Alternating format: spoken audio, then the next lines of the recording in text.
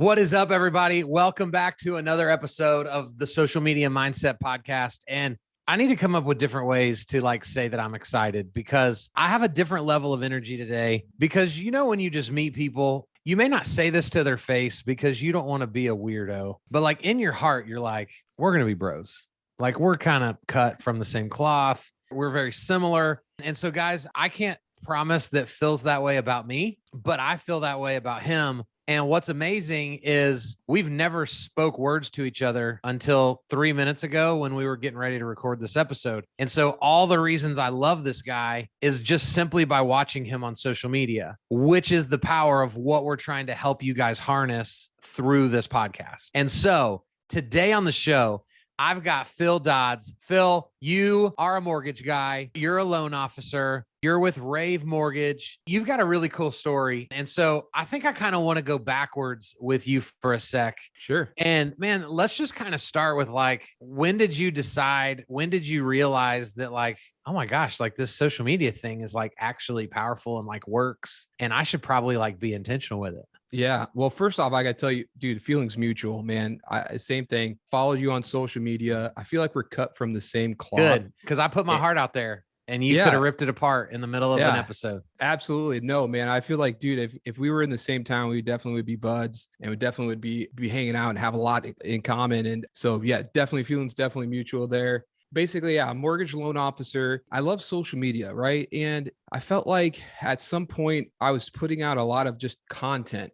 There's no rhyme or reason to it, but I knew that I needed to be there because that's where our customers are. Back in the old days, when you're a mortgage loan officer, you drive to open houses and pop in and try to meet a real estate agent, or co-host one and try to meet new leads. Or when I first got into business, I would spend every day, I'd have to make 50 cold calls in the morning and 50 cold calls in the afternoon. Yuck. And I hate cold calling. I absolutely hate it because I'm a relational person. I want to spend the time to get to know someone, and figure out who they are, just have a conversation and build a relationship with them. And you're doing cold calling, it's so hard to do. It's get them on the phone and you're slamming them with a solution or reason they should do business with you. And my mind changed where I could see where social media was a way to build relationships with people. And it's not just about what you're putting out there. It's actually about getting out there and developing that relationship. It's not just about producing content. And about a year ago, I said, you know what? We're going to change the way we do things. I'm going to get some coaching. I'm going to do whatever I can to grow in this area. And my business has just exploded over the last year,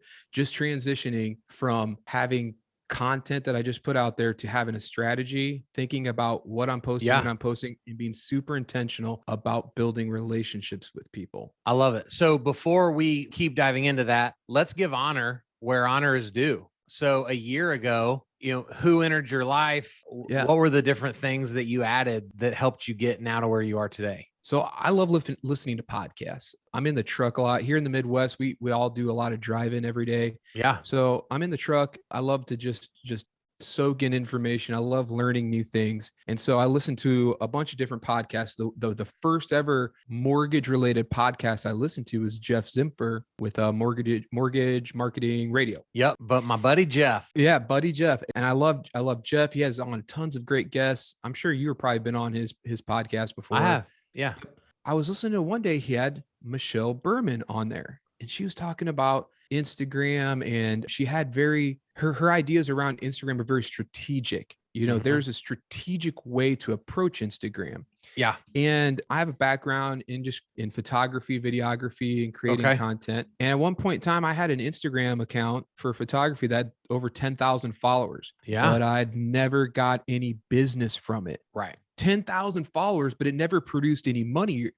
It was just people consuming my content and just right. Hey, we like this. That's a great job on that picture, a great job on that video or that piece of content you created, but they weren't doing business with me. And so when I heard her speaking about her program and how you can not only, grow your following, and it's not about followers, it's about building relationships and actually being able to generate revenue from it. I was like, ding. Okay. She has an idea that I need to learn more about. Yeah. And I hopped on a call with her or a master class with her thing and bought her program right away, got coaching from her right away. And she, as far as Instagram is concerned, for sure, definitely helped me changed the way my business operates and the way that I produce content, post content, and build relationships on there. And yeah, Michelle's awesome. I can't say enough great things about her program for sure. And so we will tag her program in the show notes for anybody listening. It's called Instagram Power Method. Instagram Power Method. She's one of my really good friends. She's unbelievable at what she does. She is a tacticianer. Yes. Right. Where I would say I'm a big picture guy. Yeah. She takes my big picture and applies 19 steps to it to help the big picture actually happen. And that's I'm the same way. I think the exact same way. I have a lot of big, great ideas. Yeah. How do I funnel that down into actionable steps? Like I said, I always say she brings like a KPI strategy. She can like track and measure your activity and what you're doing on Instagram and how it's getting results. Yep. And then, hey, that piece of content right there that you just did right there, it got you this many impressions and got you this many results. You need to dive into that instead of this other stuff over here. And it's huge, man. So we're not going to give away her program on our episode, because we want people to go. Sure. We want people to go give her money. But give everybody what was maybe like the takeaway you've received from her so far that you were not expecting. The biggest nugget, and I said this, I was on her Facebook Live yesterday. Yeah. The biggest nugget from her course was personal and business mixed together. You can't, I see so many real estate agents, so many loan officers. They've got a personal page. They've got a separate business page. Get rid of them. One account. Yep. People want to know who you are as a person, as a human being, what your interests are, because your interests and your life is what connects them to you. Yeah. You just want them to know what you do for a living, so that when you're providing value in your content, they creates and drives a conversation with them. Yep. And that was the biggest nugget. It's so good. And I call that passive branding, where I can be talking about business and I could let one of my kids run in the room. And so now while I'm talking business, I'm reminding you that I'm a dad. Yep. Right. That's passive branding. I can be talking about parenting, but I could say at the beginning of that video, you know what, guys, there's nothing I love more after coming back from speaking at an event than getting to hug my kids. So the content was about hugging the kids, but I just reminded you that I just got back from speaking at a big event. Yeah. There's so many ways to let people into both sides of the equation without doing one's a business video, one's a personal, and then we just pinball back and forth. One of the things that really connected me to you is that you have a ministry background. I have a ministry background. Come on. It's like when I heard that, I was like, oh, dude, I love this guy. Like, that's something that connects us. We both have awesome beards, Yours is more awesome. I don't know. Yours is looking pretty sharp nowadays. So I wish I had more hair on my head like you did, though. So dude, I don't know. Your life's easier without that hair. But like that was something that, if you were just straight business all the time, hammering content, and didn't let me in to who you are as a person, I would never have made that connection with you. Right. And I love that you just said that, because, we get most bored with our own lives. I am now, like I was doing the math the other day, I'm coming up on being 9 years removed from ministry. Wow. So if I'm not careful, dude, I tell that story less and less. Yeah. And all the guys like you, that's really what was that initial connection. If I'm not careful, I won't even give anybody else the chance to have that connection with me, because, man, that was almost a decade ago. Yeah. Right. So guys, we've got to, I don't know. Are you in our book club, the Still Like an Artist book club? We got a lot of people in there. So shame on you for not being in there. I'm a terrible person. But that's all right. That's what grace is for, right? But there's true. So guys, and I don't know why I'm holding this up to the screen for for the sake of the podcast. You can't see it. My favorite book, called Still Like an Artist. We're doing a book club right now over this book. And in the book, the author quotes a writer when they say everything that needs to be said has already been said. But since no one was listening, everything must be said again. And so, Phil, if you think about it, man, if you took your reels and every 90 days, you took your top performing reels and then you repost them with like a different trending sound, no one from 90 days ago is going to go, wait a minute. Yeah. That Phil guy, he's using stuff over. Nobody remembers. Yeah. And so it's such a simple way to not overthink what we're trying to accomplish. Yeah. You shared that in a podcast or a video. Yeah. Like maybe it was like a month or two ago. And that piece of information like really freed me up, because you know what? Sometimes we let our own mind restrict us from doing the things that need to be done. Right. Right. We can come up with all these reasons why we shouldn't do something, and I had a little bit of self-doubt about stealing other people's ideas. Right. Yeah. Because that person, it's not their idea. They got it from somewhere else. Like you said, everything that's been said has already been said. Right. Yep. All we're doing is repurposing stuff and putting it in our own voice. Right. And making it unique to us. And that piece of information that you shared really freed my mind up to just go find things that are important and that I feel like my customers or my real estate agents need to know, and that's valuable to them. And I just put it in my own words. I repurpose it to me. I make it my own. 100%, dude. And that's, because you mentioned earlier, you found Michelle through Jeff's podcast. Right. If Michelle wasn't careful, right, she'd go, well, I'm not going to keep going on podcasts. I've already told these stories on 50 podcasts, but each host gets something different out of her than the host before, which causes her to tell the story slightly from a different perspective than the time before. And so you could go find her on 30 podcasts and you're going to take notes and get something new out of every single one, even though it's 80% the same story. And that's what I did. Like I literally searched Michelle Berman in the podcast. Wow. And it pulled up all the podcasts and I just went on a Michelle Berman deep dive. Isn't that awesome? I did that with you, Kyle Draper. I went on a Kyle Draper deep dive. Ooh, that's dangerous. Take a laxative or something before you do that next time.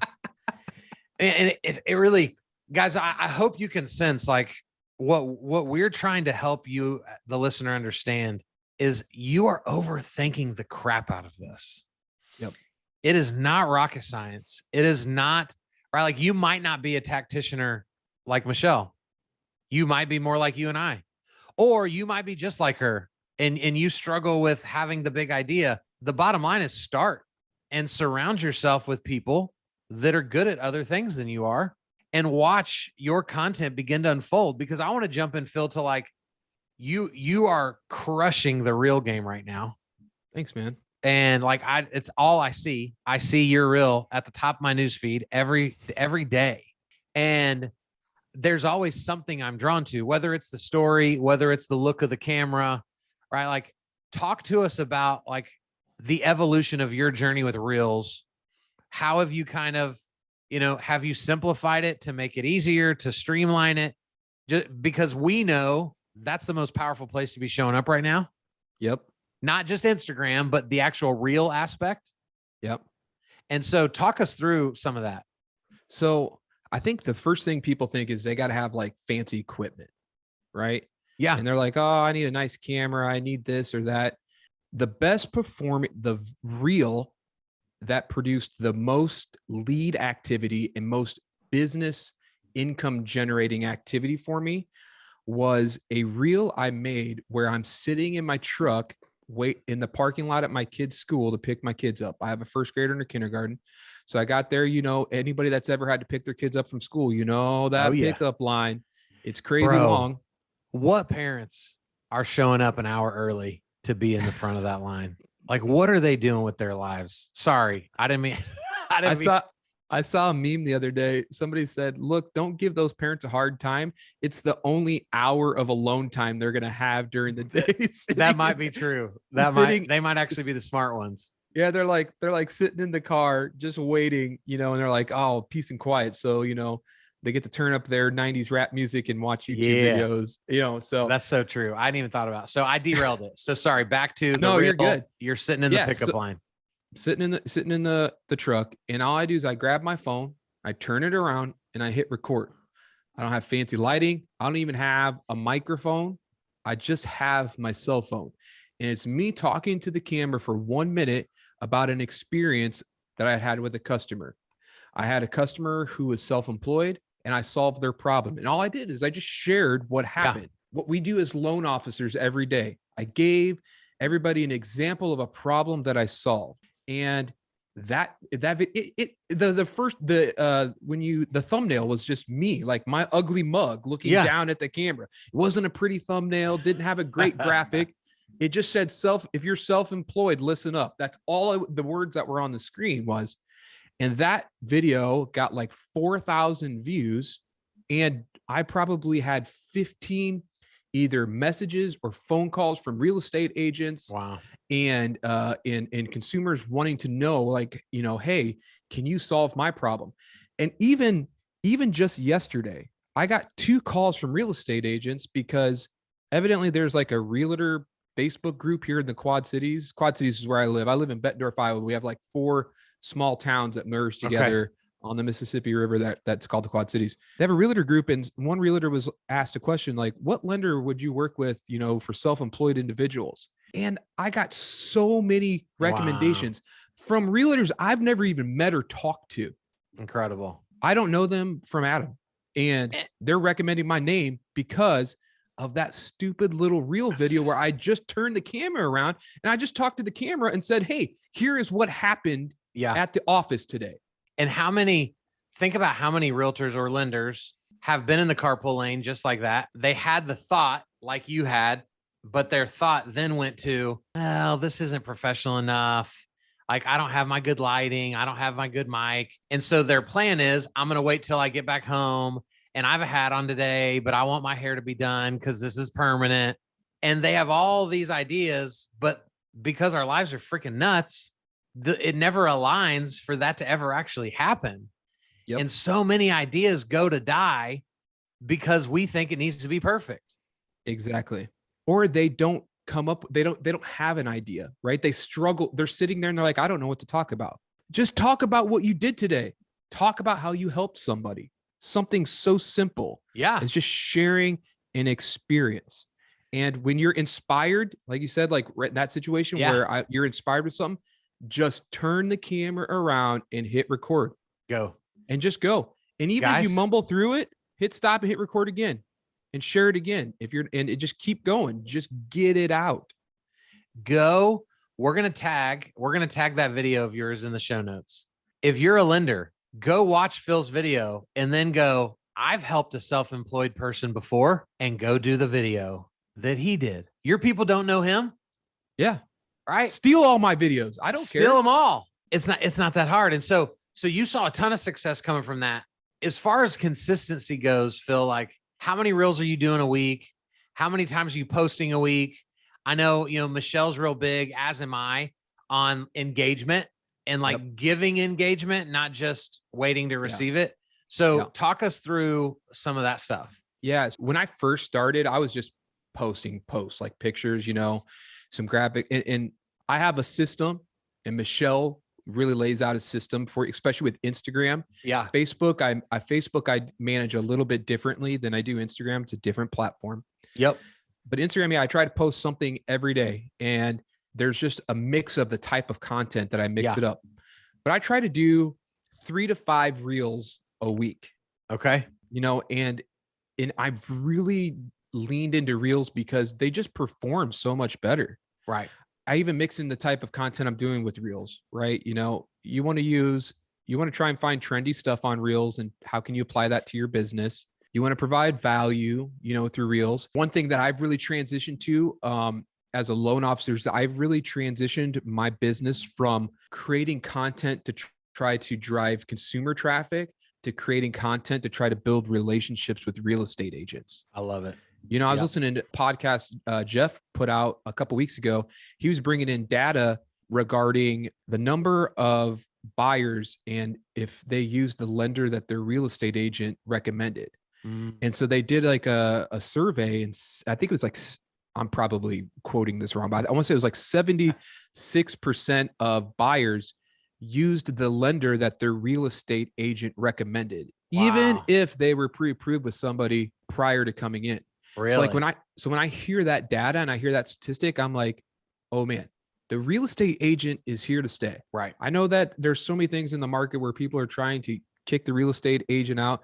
But if anything, like the iBuying with Zillow, if that told us anything, that whole dumpster fire, the real estate agent is here to stay. And if you're a lender, the real estate agent is your lifeline, So I've really focused more or transitioned my stuff more towards creating value for real estate agents and building relationships with real estate agents. And if I can, I want to add right here to just protect the realtors that listen. Guys, please do not hear what Phil just said and allow that to validate why you'll always be important. And so you don't take this seriously, right? Just because your role will always be valuable doesn't mean you deserve jack crap from anybody. Right. And so this is why, knowing realtors aren't going away, this is all the more reason why you need to be focused on creating genuine content for people so that when they go to receive social proof, they find it super valuable. Or they just discover you. Like, right. You know, that's the biggest thing is that real estate agents, there's a generational shift. There are a lot of older real estate agents that don't do anything on social media. And those guys are going to transition out of the industry. And the home buyers, the first time home buyers, the millennial generation, you know, those folks that are in their 20s coming into 30s, those people are on social media. Yep. They're not going on to Google and saying best real estate agent in Dallas, Texas. They don't do that. They don't do that anymore. That used to be how people did business. They wanted to find the best. They're on social media and they're trying to find somebody that they can connect with. And 100%. When you show up in their feed or somehow show up in front of them before they even know they need a real estate agent, that's the money right there.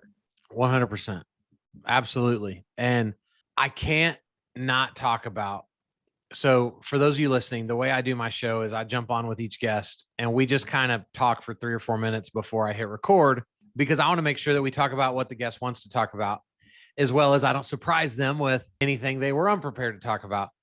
But so as I was just asking you questions, Phil, you said, I've done one YouTube video and it changed my business. Yeah. That's what you said. So I would be doing a disservice to the people that listen to this podcast if we did not dive into what the heck did you do on one YouTube video that could allowed you to declare that at the end of it. Yeah. So I read a great book by a good man named Alec Hansen. I'm sure you probably know who Alec is. Oh yeah. He wrote a book. He's been on the show. Yeah. Alec's a great dude. I love that guy. He is a super smart guy. Yeah. And there's so much up here that I wish I could get out of him. You know, I would love to sit down with that guy for 2 hours and just pick his brain. But he wrote a book, which he, you know, tried to get all that stuff out of his head, called Bypassed. Yep. And in the book, he talked about being able to streamline your business and do that by making YouTube videos that answers a lot of the questions that you answer on a day-to-day basis. Right. Yep. And so I was like, man, that's a great idea. I was like, I need to get on that because, you know, when you get to a certain level, like, you know, I've got 30 deals in process right now as of today. And as that grows, and like, we're expecting to just explode this year. Yeah. We're in the slow time and we're already busy. On. So how do I get more efficient with answering these questions and these things? And so I was like, okay, this YouTube idea is brilliant. So I'm starting to put together a plan. What am I going to shoot? How do I want to answer it? How do I want to send them down the CRM process? But I was like, first things first, I see you get this video shot, like an intro video, because when real estate agents send me leads, they connect with me like on a 3-way text message. That's how they do it. They're like, yeah, hey, Phil, this is so-and-so. They need to get pre-approved, right? And what I had been sending was like a text message with like a digital business card. By the way, if anybody needs a digital business card, I have a template. You can go find me on Instagram, go to my ZNAP link. There's a Canva template that you can go on there, download, steal, put your information in, and you have a free digital business card. You don't have to do any work. At Phil DODDS Mortgage, go on there, take it. It's free. We'll put that in the show notes too. So I created this digital business card, and that's what I would send. Well, I decided to make this intro video where it's literally just me in front of a camera, just telling them about me, myself. I talk about who I am, where I'm from. I let them know that I'm a local guy here in the community. You know, I'm married, what my wife does. You know, I have kids, you know, here's my hobbies. Here's what I love to do. And I literally say in the video, I just want you guys to know that I'm a normal dude, just a normal guy that does mortgages. And I'm really passionate about problem solving and coaching you through the mortgage process. And I'm just excited to get to know you, building a relationship with them. And then I give them a couple tips on first steps. Here's where I need you to fill out an application. Here's the pay stubs and W-2s that I need to get you pre-approved. and then I'll follow up with you and schedule a call. Anyways, I just wanted you to see my voice or hear my voice, see my face, excited to get to know you. Boom, like 2.5 minutes. And my conversion lender or realtor referrals has gone through the roof because people click on that video and they're like, hey, I watched the video, love it. And I'm hearing feedback from my realtors. They're like, oh man, my client, they really love you. They're like, thought that video is awesome. They think you're really relatable and stuff. And they're excited to work with you. They're so happy that I referred them to you. And that is the ultimate goal. If you're a loan officer and you're listening, your job, right, is to provide an excellent experience for your real estate agent or your real estate agent's lead, right? You're part of the real estate agent brand. Yep. You're on their team. You're on their side. You're not doing your own thing. Your job is to make them look good, right? And so like this process and making and trying to do whatever I can to take care of the client so that the real estate agent looks like the hero for referring them to Phil Dodds at Rave Mortgage and just being able to go that extra step. Because I can tell you, loan officers, there's no other loan officer out there right now that has an intro YouTube video about them and their family and their hobbies and the first steps and is sending it to everybody on the first touch. Right. That's it, man. It's not rocket science.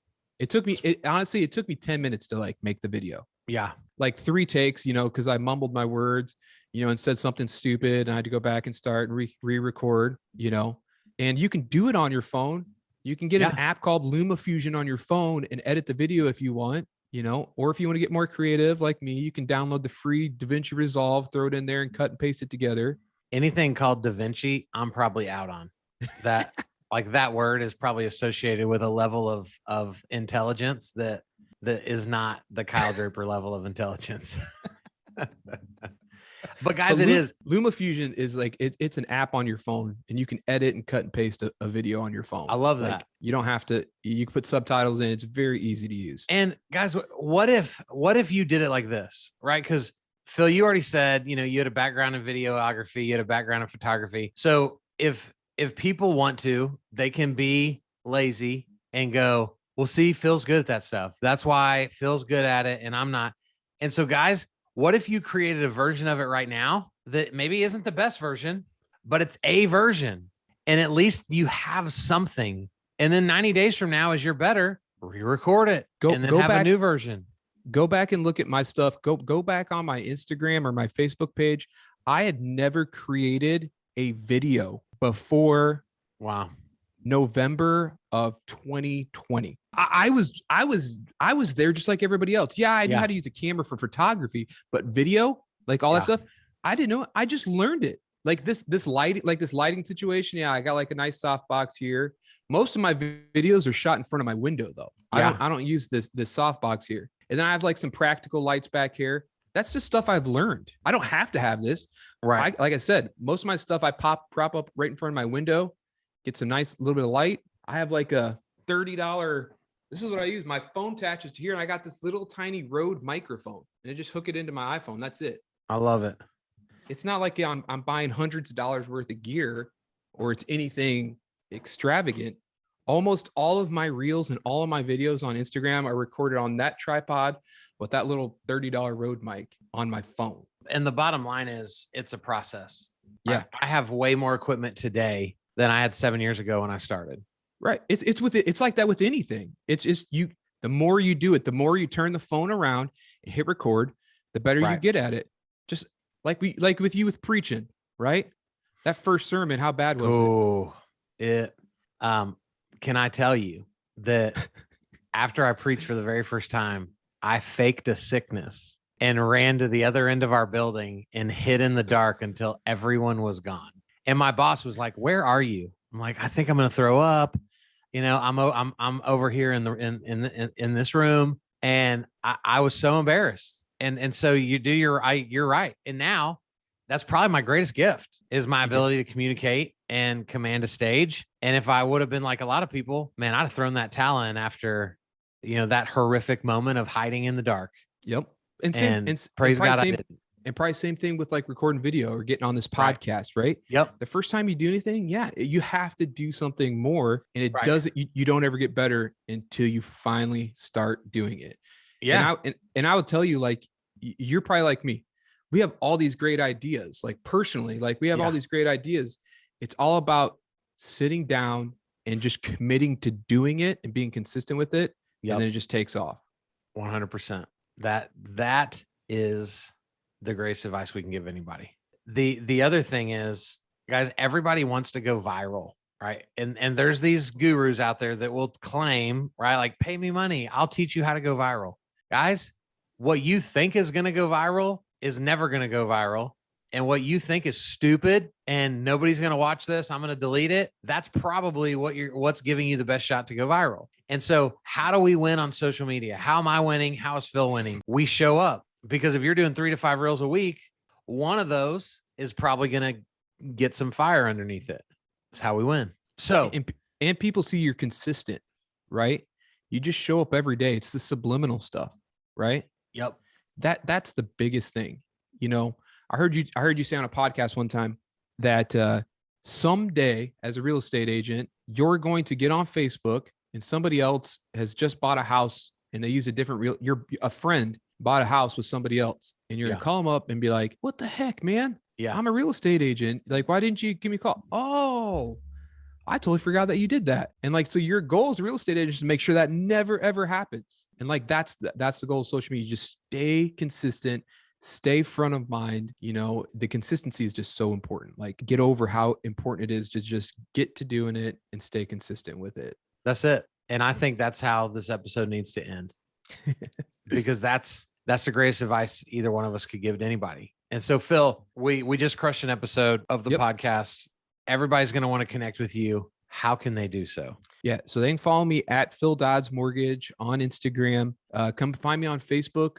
I'd love to be your friend on Facebook. Yep. You can, if that's more your jam than Instagram is. And I'm always on there, always happy to chat, talk with you guys. If you ever have any questions, reach out. I'd love to talk to you, get to know you. I just love to get to meet new people. So getting to meet people from all over the country is awesome. So I love it, bro. Thank you for coming on the show. Yeah, man. Thanks for having me. We need to get on and talk face to face more often. Are you in Dallas? I am. Yep. I need to get down to Dallas again. I mean, I'm in Funky Town, so I'm technically, Fort Worth. Dude, that's my wife, Carrie, and I. That's our town, dude. We love Fort Worth. Yes. Heim's Barbecue. Oh, dude. Heim's Barbecue. We can go get some. You want to come down here? Dude, like, seriously, we love coming down. We love going to Billy Bob's and seeing the country show. Yeah. We almost moved there, dude. But like, we were really close. Yeah. Well, we're going to take this conversation off the recording. But before I stop recording, thank you, Jeff Zimfer, for being who you are. Thank you, Alec Hansen, for being who you are. And thank you, Michelle Berman-Michael, for being who you are. Because without the three of you, this conversation doesn't carry the same. Amen. And so we appreciate you guys so much. Thank y'all for listening. We'll be back real soon with another cool person with an even cooler story. See ya.